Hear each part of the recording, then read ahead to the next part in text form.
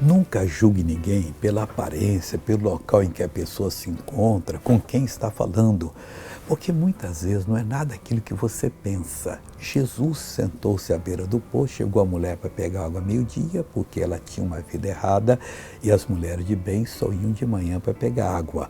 No versículo 27 de João 4 está escrito: "E nisto vieram os seus discípulos e maravilharam-se de que estivesse falando com uma mulher." Nossa! O mestre está falando com uma mulher. Será o que ele está falando? Mulher que vem essa hora? Não. Todavia, nenhum deles lhe disse: "Que perguntas? Ou por que falas com ela?" Mas logo em seguida eles viram que Jesus revelou a vida dela. Ela foi à cidade, falou de Jesus, trouxe toda a cidade, o pessoal veio e se converteram. Aí aquilo que tinha havido de suspeita, fecharam a boca. Nunca condene ninguém sem saber a justa verdade. Você não foi levantado como juiz. Olhe pela pessoa. Veja o testemunho que essa pessoa tem a dar. Depois eu volto.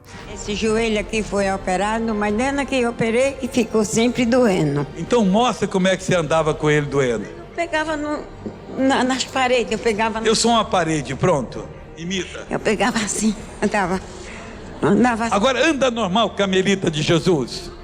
Caminhando eu vou para Canaã, caminhando eu vou para Canaã. E agora, Carmelita?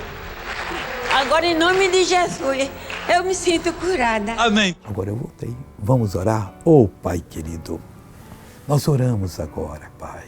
Jesus, quantas pessoas foram crucificadas por palavras, esbofeteadas, apedrejadas, porque se encontrava no lugar que o Senhor enviou.